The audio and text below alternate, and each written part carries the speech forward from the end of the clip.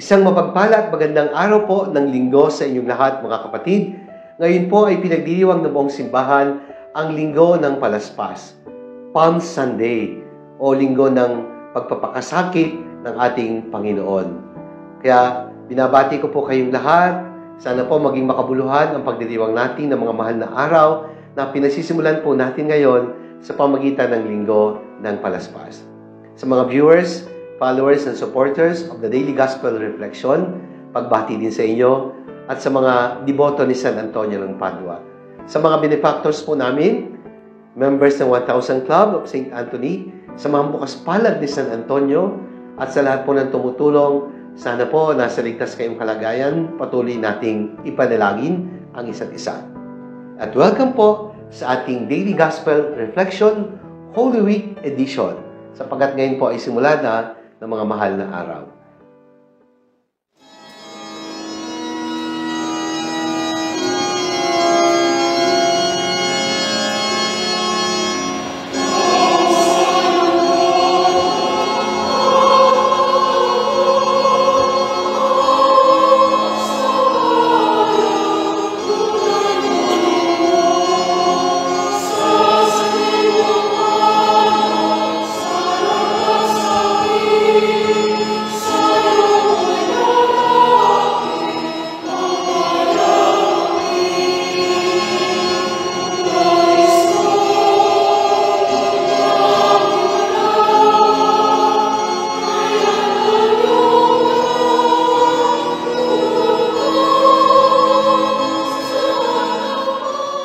Mga kapatid, sa linggong ito ng pagpapakasakit ng ating Panginoon o linggo ng Palaspas or Passion Sunday or Palm Sunday, pagninilayan po natin ang pagbasa tungkol sa pasyon o pagpapakasakit ng Panginoong Hesus mula sa Ebanghelyo ayon kay San Marcos.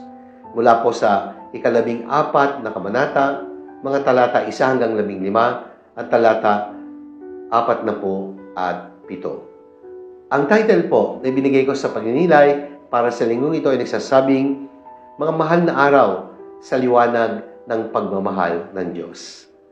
Mahal na po ang mga araw sapagkat titingnan natin ito sa mata ng pagmamahal ng Diyos. Sabi nga sa John 3:16, For God so loved the world that He gave us His only Son. Binigay po sa atin ng Panginoon ang kanyang anak na si Jesus upang mag-alay ng buhay dahil ganoon na lamang ang pagmamahal ng Diyos. The love that is always bigger and greater than our sins. Ngayon po ay linggo ng Palaspas. Ano po ba ang meron sa Palaspas?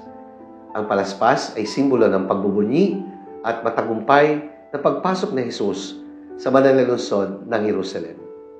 Ito po ay simbolo din ng ating karupukan, ng ating kahinaan. Matutuyo ang Palaspas na binasbasan pagdating ng araw. At sa susunod na Miyerkules ng Abo, susunugin po ito at babasbasan upang ipahid sa ating mga noo at ipapaalala sa atin na tayo mga alikabok, marupok, we are dust and unto dust we will return.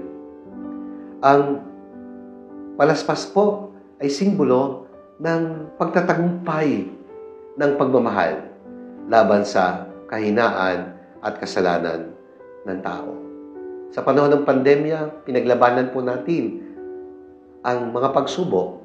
Lumaban tayo sa pwersang hindi nakikita at tayo ay unti-unting bumabangon at nagtatagumpay sa tulong lakas ng Diyos.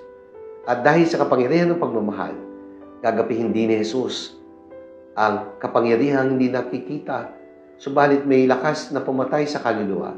Ay tiyan po ay ang kapangyarihan ng kaaway ng Diyos na walang iba kundi ang masamang espiritu, ang demonyo, ang diablo o si Satanas.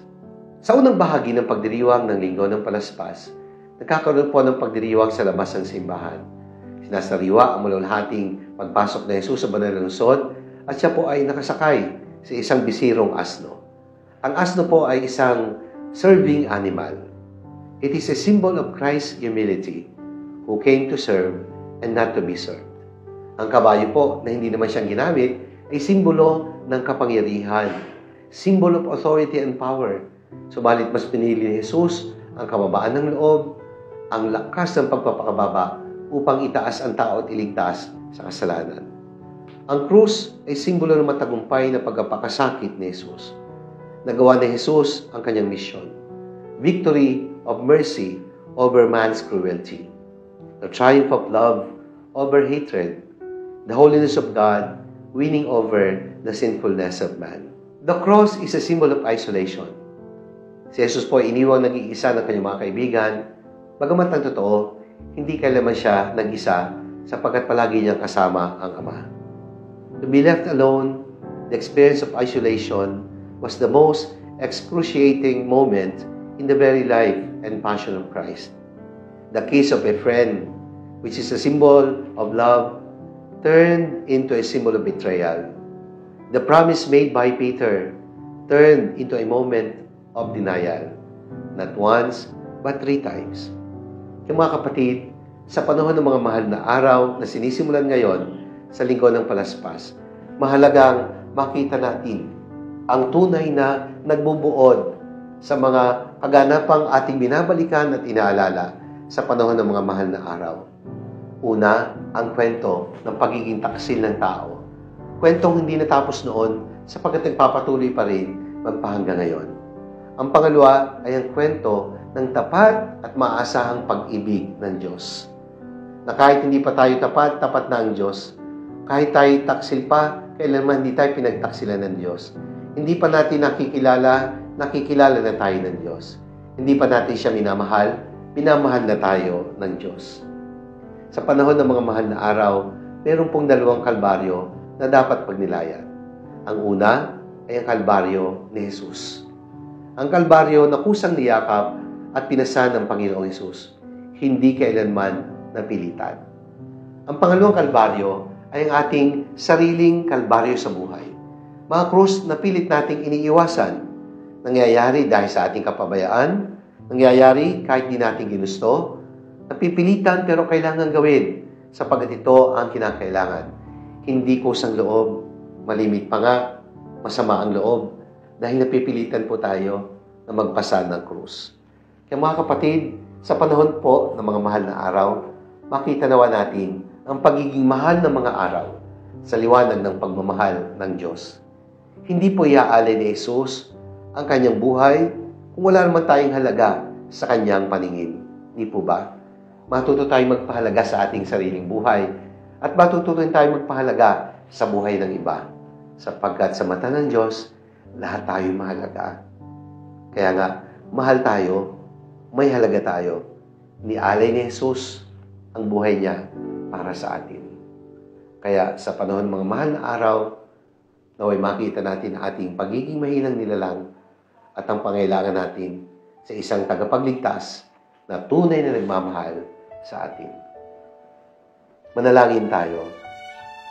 Ama naming makapangyarihan, maraming salamat po sa aming pagsisimula sa panahon ng mga mahal na araw sa lagong ito ng pagpapakasakit ng iyong anak. Naway palagi namin makita ang katotohanan na kami ang dahilan kung bakit inialay mo ang iyong anak para sa aming kaligtasan. Pagmamahal ang nagtulak sa kanya at wala ng iba. Pagmamahal na hindi mahigitan ng sino man. Pagmamahal na higit ng malakas at makapangyarihan sa aming mga pagkukulang. Amen. Maraming salamat po, mga minamahal kong kapatid. Sana po nagustuhan niyo at nakatulong ang ating pagdinilay sa araw na ito, ngayon pong linggo ng Palaspas. Mga kapatid, kami po dito sa National Shrine ay nananawagan, just in case po, meron po sa inyong gustong mag-sponsor para po sa pagpapabulaklak ng altar ng ating simbahan. Una po sa darating na Huwebes Santo, doon po sa repository na paglalagyan po ng Sacred Body of Christ for adoration hanggang alas 12 ng gabi.